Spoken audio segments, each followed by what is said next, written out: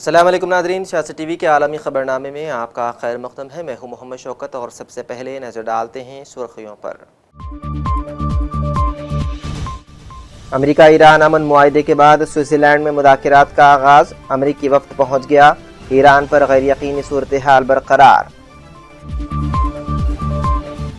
امریکہ Iran deal پر اسرائیلی media Trump سے سخت ناراض، نام کے آگے حسین لگا دیا۔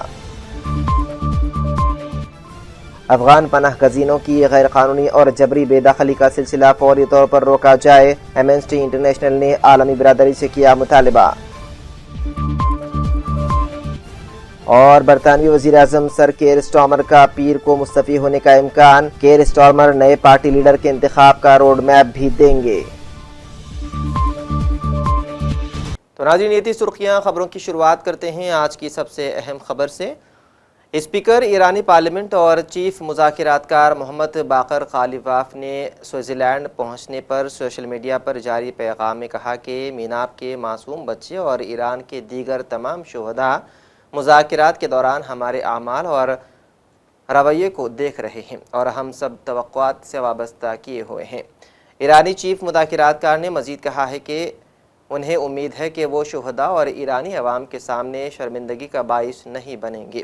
دعا ہے کہ عزت کے ساتھ اپنے ان دوستوں سے جا ملوں جن کا بے صبری سے انتظار ہے۔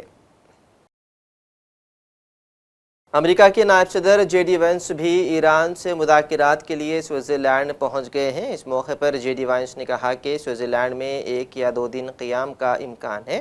دورے کا مقصد جوہری مسئلے پر پیش رفت اور لبنان جنگ بندی معاملے پر آگے بڑھنا ہے۔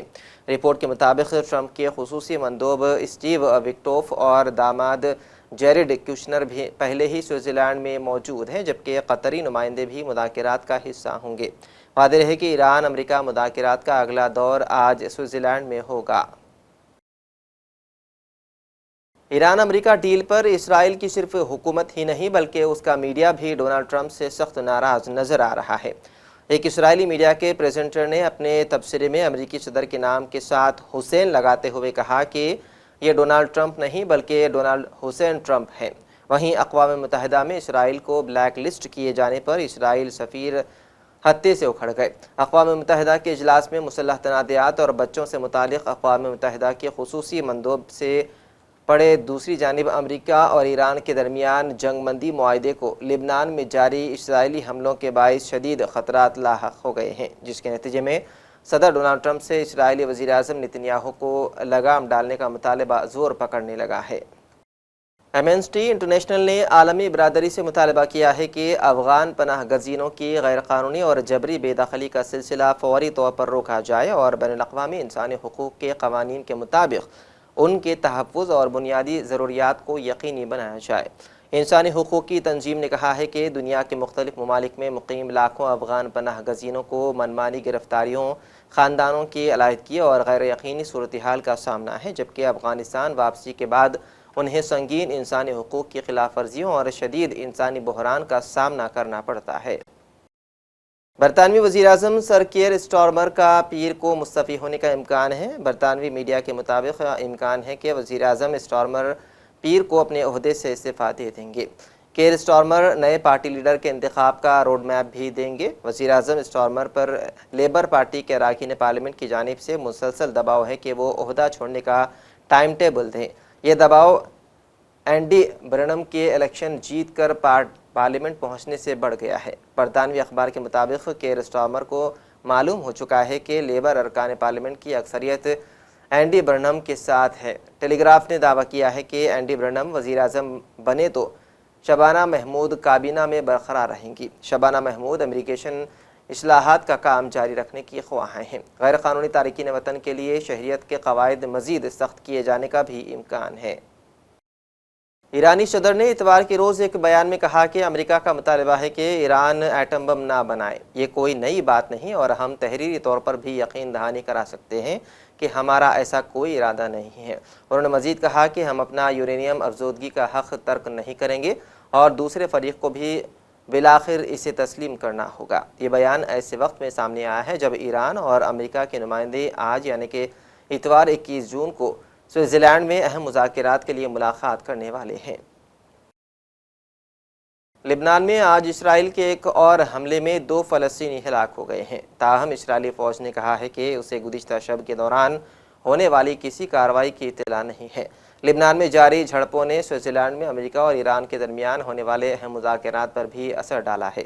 لبنانی سیکیورٹی ذرائع کے مطابق اسرائیلی زمینی فوج سور کے شمال مشرقی میں نتبی کے قریب ایک اہم پہاڑی علاقے کی نگرانی کر رہی ہے، جس پر وہ تاحال مکمل کنٹرول حاصل نہیں کر سکی۔